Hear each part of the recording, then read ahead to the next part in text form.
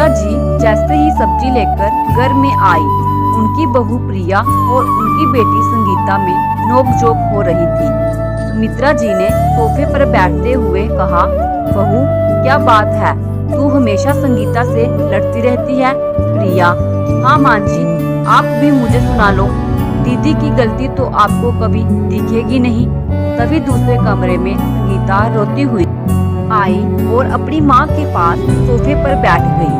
संगीता, माँ, अगर मेरे ससुराल में झगड़ा नहीं हुआ होता तो मैं कभी जहाँ मुंह दिखाने नहीं आती। पापा के जाने के बाद ही मुझे समझ जाना चाहिए था कि मायके में मेरी भाभी का राज हो गया है।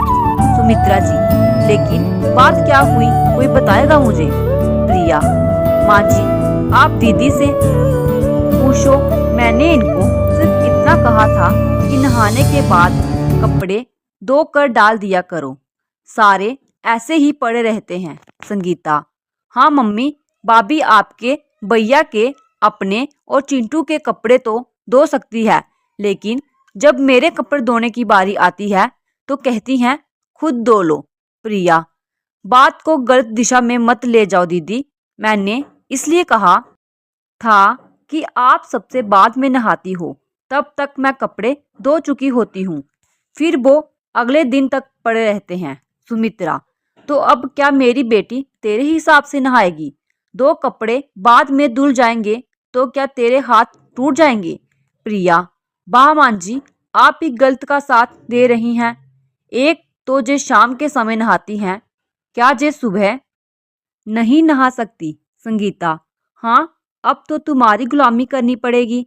मेरे पापा थे तब तो किसी ने नहीं टोका, मेरी जब मर्जी होती थी नहाती थी।